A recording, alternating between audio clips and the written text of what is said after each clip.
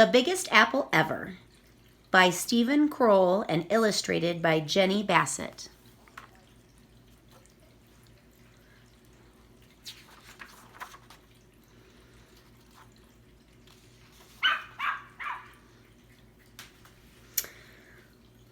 Once there were two mice who fell in love with the same apple pie, but you had to be there to see how it happened.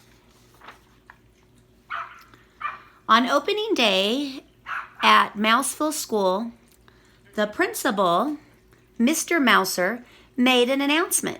We will be learning about apples this fall, and to get things started, we will have a contest. Whoever brings the biggest apple to his teacher will win a very special prize.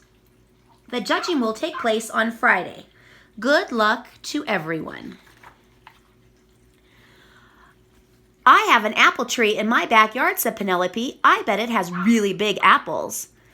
There's an apple tree across from my house, said James. I'm going to climb it as soon as I get home. I don't have any apple trees, says Clayton, the house mouse, but I'm going to find Mr. Mousley the biggest apple ever. No, you're not, said his friend Desmond, the field mouse. I am. Oh, yeah, said Clayton. Yeah, said Desmond. All the way home on the school bus, Clayton and Desmond talked about the contest. Maybe I could grow an apple tree with really big apples, said Clayton. It takes too long, said Desmond. I heard Miss Mousky say 6 years. I'll think of something, said Clayton. So will I, said Desmond. When Clayton got off of the bus, he sneaked back into town to see what Penelope and James were up to. James was still up in the tree across the street. He was picking very small apples. Clayton knew he'd seen bigger ones at the market. When Desmond came by a little later, he realized the same thing.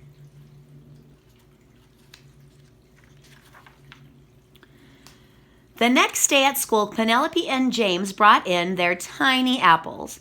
No one else had brought in anything.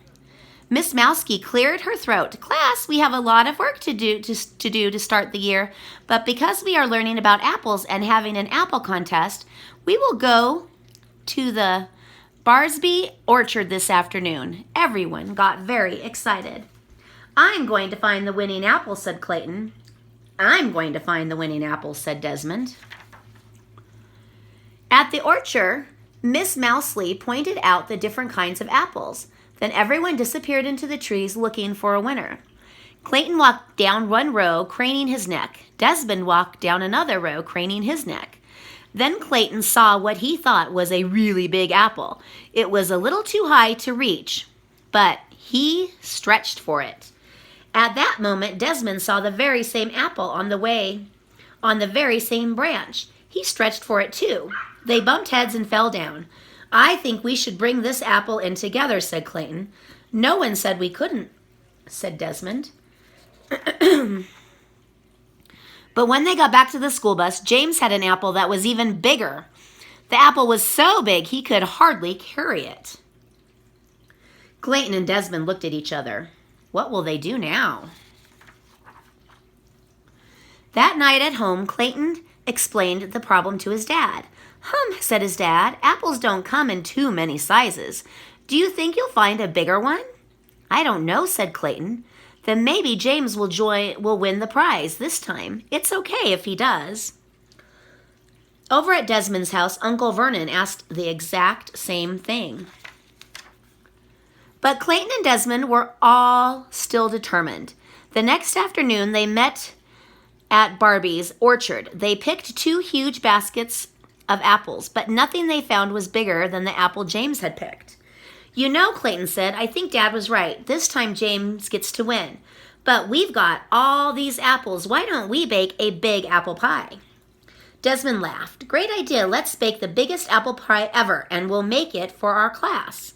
Clayton nodded. And I think I know where we'll find an apple pie that's big enough. The following afternoon, Desmond arrived at Clayton's house with Uncle Vernon. Everything's packed up and ready, Clayton said. It's all in Dad's truck. But where are we going? Desmond asked. You'll find out in 1 minute, said Clayton.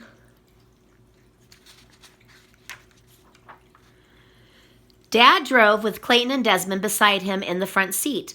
Uncle Vernon stayed in the back with the apples and the other ingredients for the giant pie. As they came around the corner, Desmond gasped, "Tony's Pizza?" "Of course," said Clayton. "What would be better than a giant pizza pan?" Mr. Tony greeted them at the door. "Welcome, welcome. We are ready to begin." And so they went to work making the dough for the apple pie crust, kneading it, rolling it out half into a big circle, and spreading it over the apple dish pan. Then everyone peeled and sliced the apples mixed together, the sugar and the spices, and spread the rest of the dough on top. "Wow," said Clayton and Desmond when they were finished. "Wow, wow, wow." "An hour," said Mr. Tony. "Give me an hour." The giant pan just fit into his huge oven.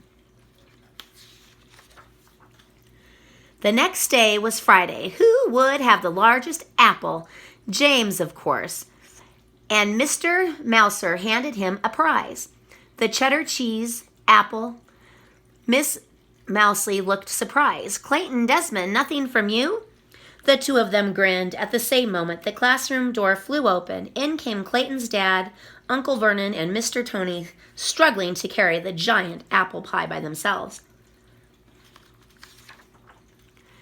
"How wonderful," said Mr. Mousley. "That's the biggest apple pie ever."